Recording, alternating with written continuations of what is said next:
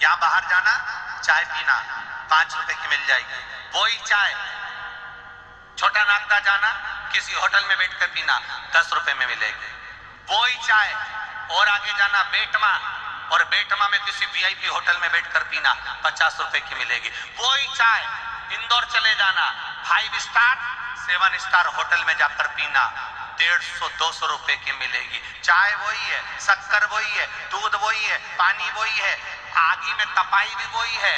चाय यहाँ 5 की है, आगे गए 10 की हो गई, और वीआईपी में गए 50 की हो गई, और इंदौर पहुंच गए 200 रुपए की हो गई। 7 स्टार में उस चाय को 5 स्टार होटल में जाकर पिए, वो 200 रुपए की हो गई। चाय वही है, बस वो चाय कहां जाकर बैठी है उसकी कीमत देखिए। ठेले पर थी वो चाय 5 रुपए की थी, होटल पर पहुंची उसकी कीमत बढ़ गई, और होटल पर पहुंची उसकी कीमत बढ़ गई, 5 स्टार होटल में चाय पहुंच गई 200 रुपए की हो गई। उसी तरह तुम कहां बैठे हो, तुम्हारी कीमत तुम स्वयं बना सकते हो कि तुम बैठ कहां रहे हो।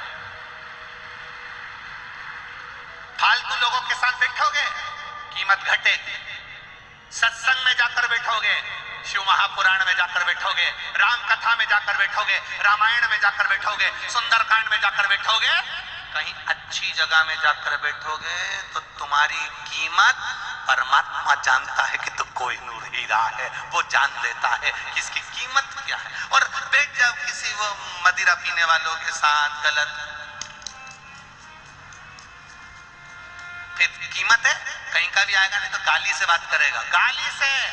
और यहाँ तुम बैठ जाओ कहीं का गाली से बात करके बताते भला, और साहब कैसा हो, और साहब कैसा हो, आओ साहब बैठो साहब, आराम से बैठो साहब, कितना कितना सम्मान दे। और तुम वो गलत लोगों के साथ बैठो तो कोई सम्मान दे। यहाँ लोग भजन सुना है ना, देसी देसी सुना है, तो सम्मान दे। पहले ही शब्द निकले वहीं डायरेक्ट,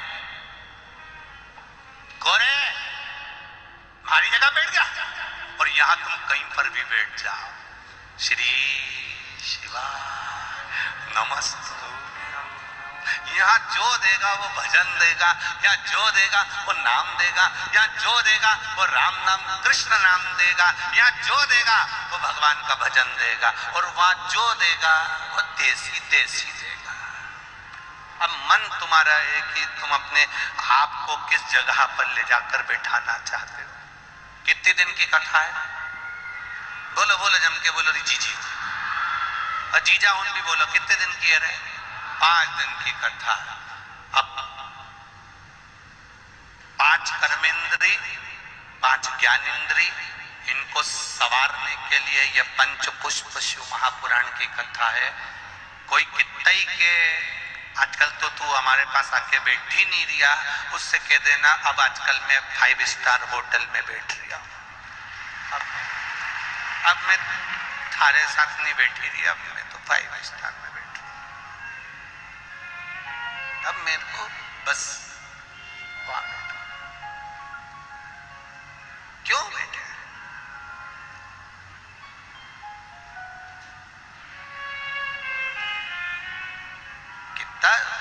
महादेव जी बैठे हैं कोटेश्वर में, उनके ऊपर पानी दिन भर टपकता रहता है, और पानी भी इतना ठंडा, एकदम शीतल जल टपक रही है।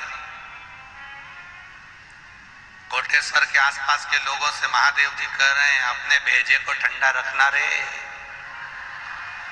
ठंडा रखना, ज्यादा बड़बड़ मत करना, मेरे जैसे चुपचाप मैं जैसे बैठा हूं शांति से एक कोने में चुपचाप भेजा ठंडा करके बैठे रहो। क्या होगा उससे?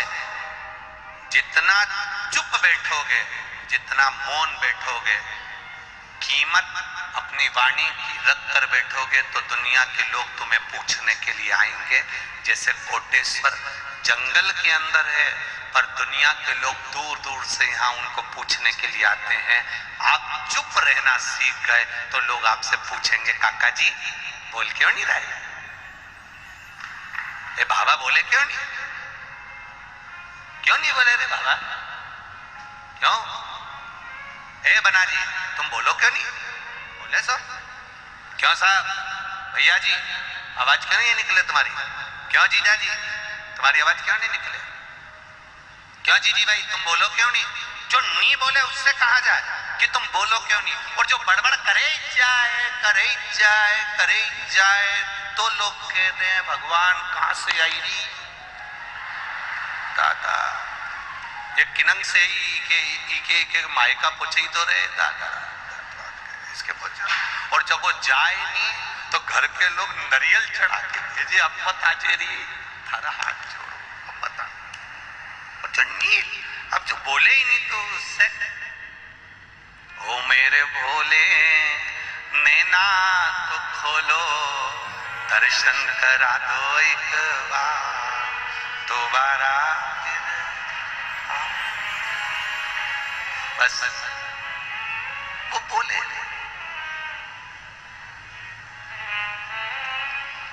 बोलता हर शीश भोले के गंगा विराजे, शीश भोले के गंगा विराजे, शीश भोले के गंगा विराजे, शीश भोले के गंगा विराजे। हाँ गंगा विराजे, गंगा विराजे, ओ गंगा विराजे, गंगा विराजे, ओ शीश भोले के गंगा विराजे, शीश भोले के गंगा विराजे। अरे गंगा बहा दो एक बार दोबारा फिर आऊंगी, अरे गंगा बहा दो एक बार, दोनों हाथों से बड़े प्रेम से आऊंगी।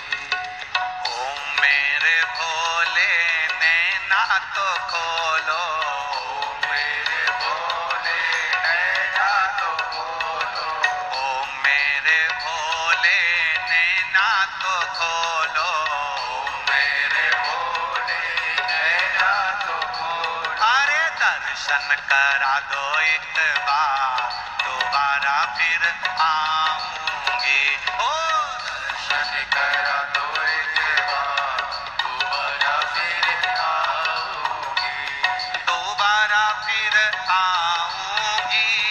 दोबारा फिर आऊंगी, दोबारा फिर आऊंगी, दोबारा फिर आऊंगी, दोबारा फिर आऊंगी, ओ दोबारा फिर आऊंगी, दोबारा फिर आऊंगी, दोबारा फिर आऊंगी, दोबारा फिर आऊंगी।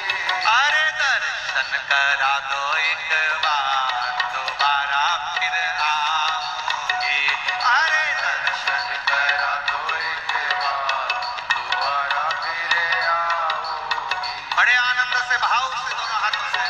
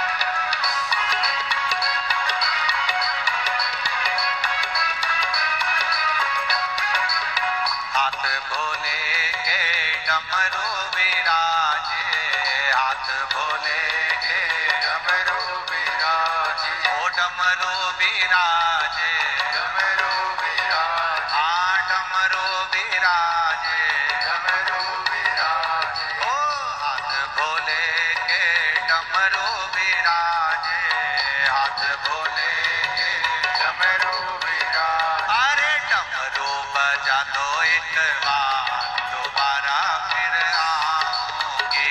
अरे डमरू बजा दो एक बार, दोबारा फिर आऊंगी।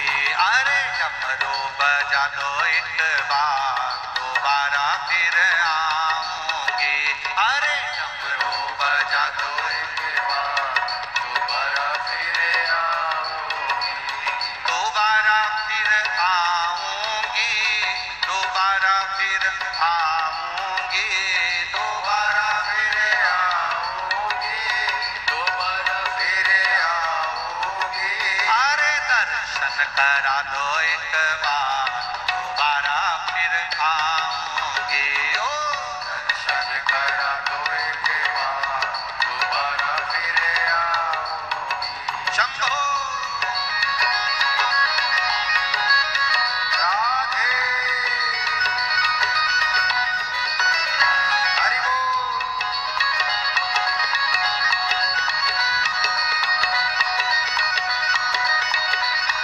जय शंभो राधे।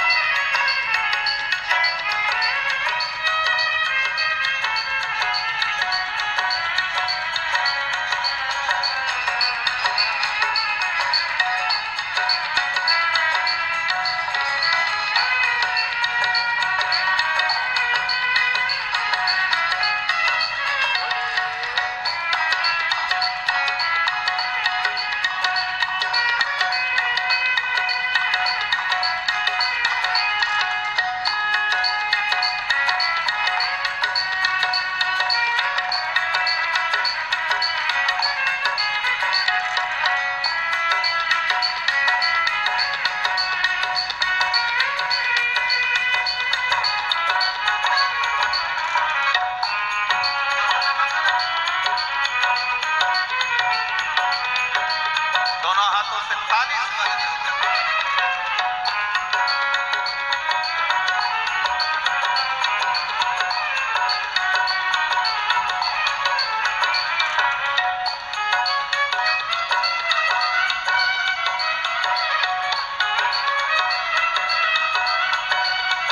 जय हो।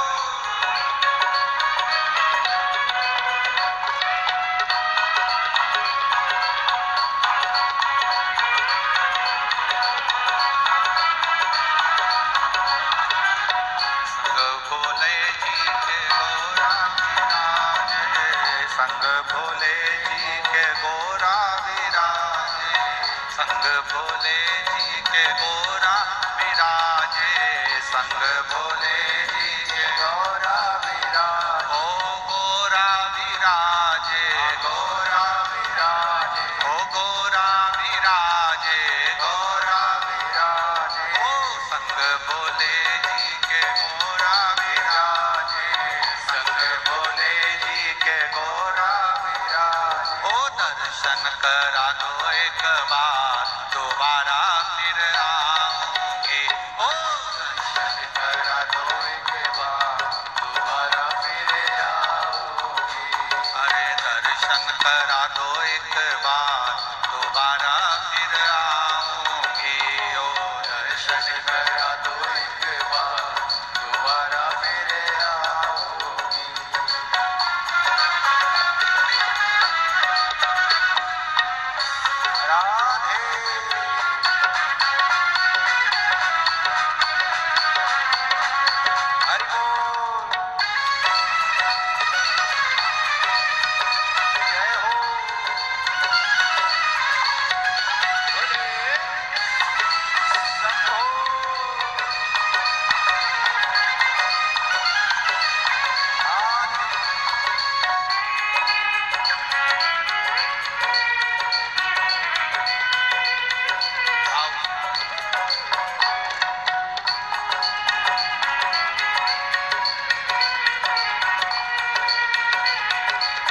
शंभो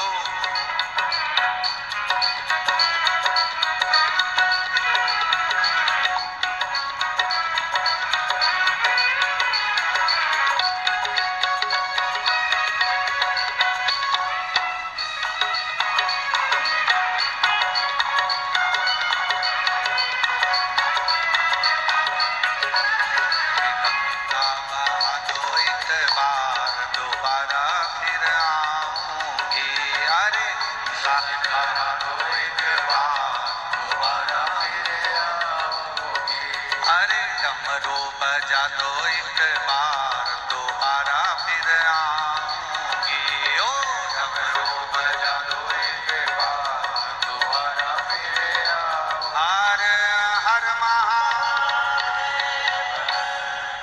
अपने स्थान पर बैठकर भगवान शिव की चोंगे जैसी आवाज आ रही है उसको सेट करो ना बाबा। भगवान शिव की अविरल भक्ति का स्मरण करते हुए भगवान शंकर के श्री शिवाय नमस्तुभ्यम जो विद्येश्वर संहिता का एक आनंदमय श्लोक है उसको अपने मुख से स्मरण करते हुए आप सभी को ज्ञात होगा कि इस शब्द को बोलकर अपने हृदय की बात अपने दिल की बात देवादिदेव महादेव से अपने को कहना है जिससे बाबा देवादिदेव महादेव कृपा करें और जो झोलियां आप लोग लेकर आए हो मेरा महादेव आपकी झोली खुशियों से भरकर भेजे। ये भावों से आप बाबा से निवेदन करें दिल से करें बाबा को दिल से प्रार्थना करें। श्री शिवाय नमस्तुभ्यं श्री शिवाय नमस्तुभ्यं श्री शिवाय नमस्तुभ्यं श्री शिवाय नमस्तुभ्यं श्री शिवाय नमस्तुभ्यं बोला सब दुख काटो मारा ओ सब दुख काटो मारा शिव शंकर जपो तेरी माला भोले बाबा जपो तेरी माला भोला सब दुख काटो मारा ओ सब दुख काटो मारा वेश मंगल मंगलकारी वेश मंगल मंगलकारी शमशान वासी हमारा शमशान वासी हमारा ओ भोला सब दुख काटो मारा ओ भोला सब दुख काटो मारा। शिव पुराण कह रहे हैं भगवान शंकर का संवाद कर रहा है। देवराज ब्राह्मण कुल में जन्मा जरूर है ब्राह्मण कुल में उसका जन्म जरूर हुआ पर ब्राह्मण कुल से वो वंचित है। ना वेद पढ़ना ना शास्त्र पढ़ना ना भगवान का भजन करना ना कीर्तन करना न मंत्र जाप करना, न स्मरण करना। कभी किसी मंदिर में जाकर एक दिया तक देवराज ब्राह्मण ने नहीं लगाया।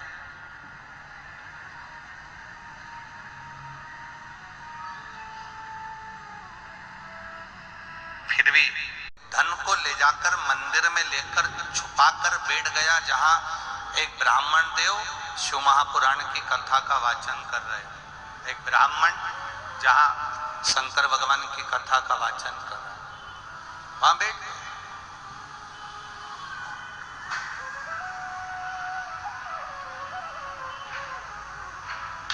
शरीर में ताप था, शरीर में बुखार था, और जब शरीर में ताप पड़ रहा था, बुखार पड़ रहा था, शरीर ठीक नहीं था,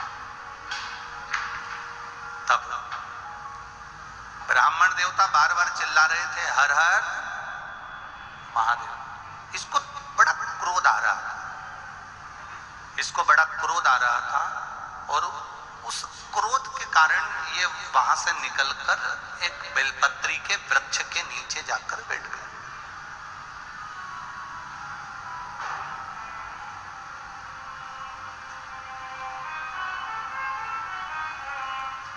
एक बेलपत्री के वृक्ष के नीचे जाकर जैसे ही बैठा,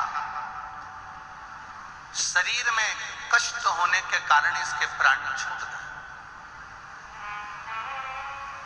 यम के दूत इसको बंदी बनाने के लिए आ गए, और जब यम के दूत इसको बंदी बनाने के लिए आए तो इतने में देवादिदेव महादेव के गण भी वहां आकर खड़े हो गए। यमदूतों के साथ इसको ले जाने नहीं दिया, यमदूतों के साथ इसको ले जाने नहीं दे रहा। कारण इसने शंकर भगवान के गणों से पूछा कि मैंने जिंदगी में केवल पाप करा, ब्राह्मण के घर में जन्म लेने के बाद भी मैंने कभी ब्राह्मण कर्म नहीं करा, ना रामायण पढ़ी, ना भागवत पढ़ी, ना शिव पुराण, ना कभी एक दिया लगाया, ना कभी भजन करा, ना कभी कीर्तन करा, ना कभी मंत्र जाप करा, ना कभी नाम जाप करा। तो फिर आखिर मैंने पुण्य कौन सा करा जिसके कारणवश मुझे भगवान शंकर का धाम मिल रहा है, शिव का लोक मिल रहा है, शंकर की चौखट मिल रही है।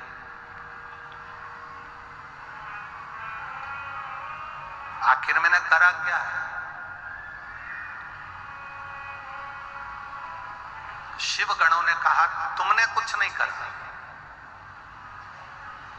तुम्हारी माता ने एक लोटा जल जो देवादिदेव महादेव को चढ़ाया था, बस उसी जल का पुण्य तुम्हें प्राप्त हुआ।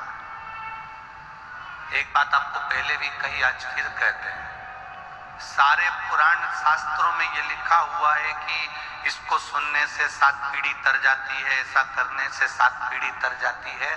केवल शिव महापुराण की कथा, स्कंद पुराण की कथा ये कहती है कि शंकर भगवान पर एक लोटा जल चढ़ाने वाला या शिव महापुराण की कथा को सुनने वाले की 7 पीढ़ी नहीं 71 पीढ़ी तर जाती है। ये शिव तत्व है।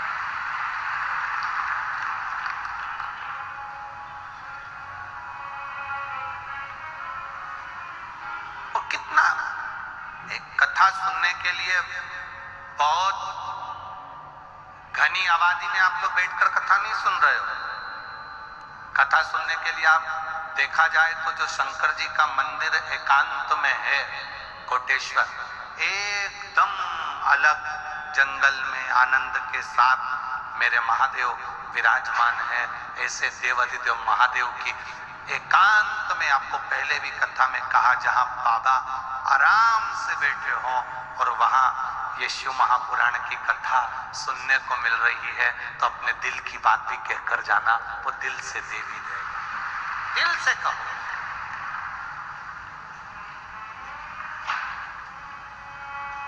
मैंने तेरे ही भरोसे बाबा, तेरे ही भरोसे हवा बिच उड़ती जावांगे, बाबा डोर हटो छठीला मैं कटल ही जावा। आप दिल से कहो,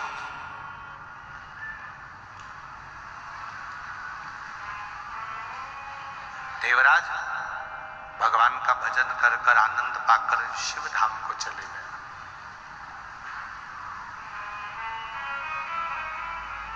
शिव जी पर चढ़ाने वाली वस्तु, शिव जी को समर्पित करने वाली वस्तु,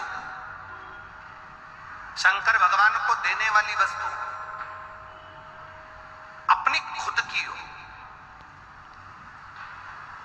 पहले के लोग क्या करते थे, मंदिर जाते थे, मंदिर का ही जल भरकर शिव जी को चढ़ा देते थे। अब आप लोग मंदिर का जल लेते हो क्या? बोलो बोलो, जम के बोला जाए। नहीं लेते। कहां से लेकर जाते हो? अपने अपने घर से लेकर। कारण क्या है?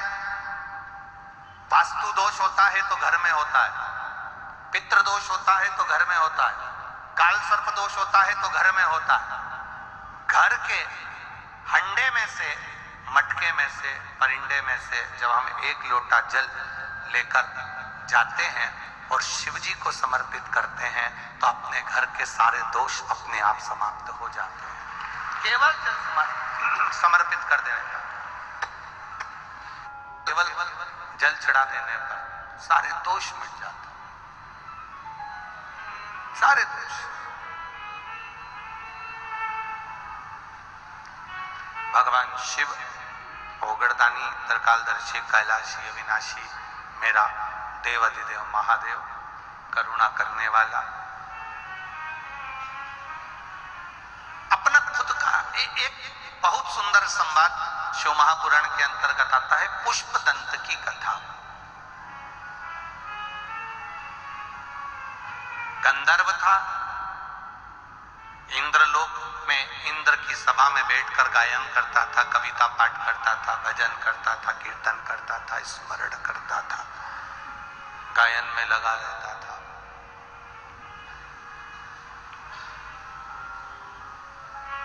एक बार उसके मन में आया कि पृथ्वी पर मैं जरा भ्रमण कर कर आता हूं, पृथ्वी घूम कर आता हूं। और पृथ्वी पर भ्रमण करने के लिए हो गया।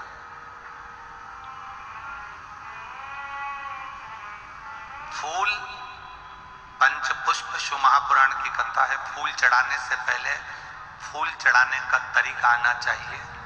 फूल चढ़ाने से पहले कौन से पुष्प आप देने जा रहे हो, वो फूल कहां से लेकर आए हो, उसका तरीका आना चाहिए। भले आपके पास में पुष्प नहीं है, आपने मंदिर कई पुष्प चढ़ाया तो उसका भी तरीका आना चाहिए।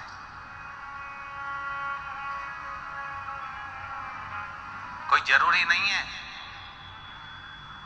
कि आप नए नए भजन का निर्माण करोगे।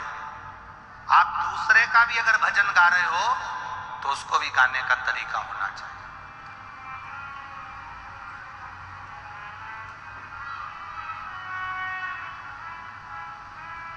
पुष्पदंत गंधर्व है और गंधर्व के साथ में उसको वर प्राप्त है कि ये दिखेगा नहीं,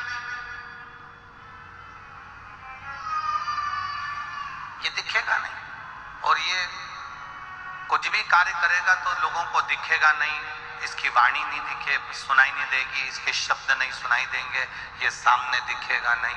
ये पुष्पदंत गंधर्व की कथा है। बैस या तो कम कर दो या चुंगे जैसी आवाज आ रही है उसको सेट करो ना, बार बार बोल रहे हैं उसको।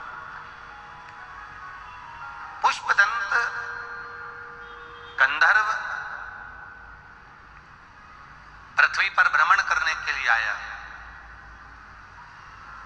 और जब पृथ्वी पर भ्रमण करने के लिए पुष्पदंत गंधर्व आता है, पुष्पदंत गंधर्व जब पृथ्वी पर भ्रमण कर रहा होता, भ्रमण करते करते इसकी एक आदत थी भगवान शिव की भक्ति करना, भगवान शंकर का भजन करना, भगवान शंकर का स्मरण करना, शिव जी की आराधना करना, शिवलिंग की पूजन करना।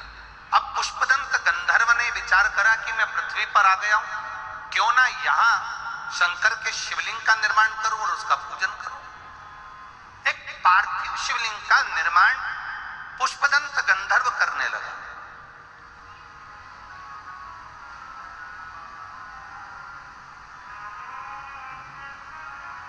और पार्थिव शिवलिंग का निर्माण कर कर उसका पूजन करता, कहीं से फूल पत्ती मिल जाते समर्पित कर देता। एक बार उसके मन में आया कि चलो जरा मैं भ्रमण कर कर आता हूं। भ्रमण करते करते करते करते राजा चित्ररथ के सुंदर उद्यान में, सुंदर बगीचे में पहुंच गए।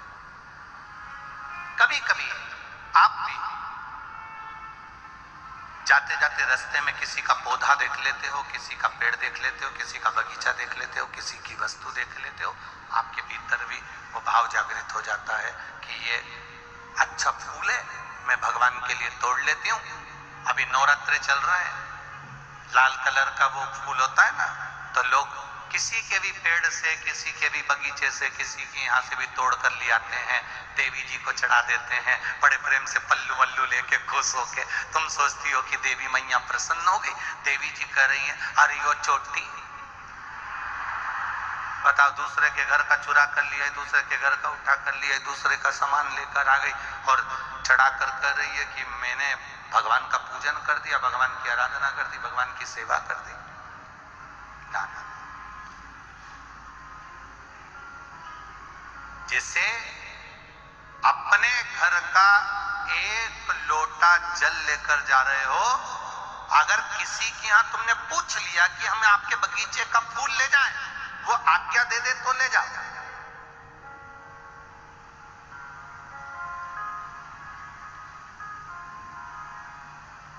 वो आज्ञा दे, लेकर जाओ। शिव जी को चढ़ा रहे हो तो वायु पुराण कहती है, वायु पुराण वर्णन करती है, आप लोगों को तो मालूम होगा, आप लोग क्योंकि सब कोटेश्वर के पास के हो तो आप लोगों के तो स्मरण में होगा कि शंकर भगवान को या देवताओं को जो पुष्प चढ़ता है, उस फूल को अगर कोई पेड़ पे से, डाली पे से तोड़ा जाता है तो नहाकर नहीं तोड़ते। भगवान को चढ़ने वाले पुष्प को बिना नहाए तोड़ा जाता है। नहाकर पुष्प नहीं तोड़ा जाता।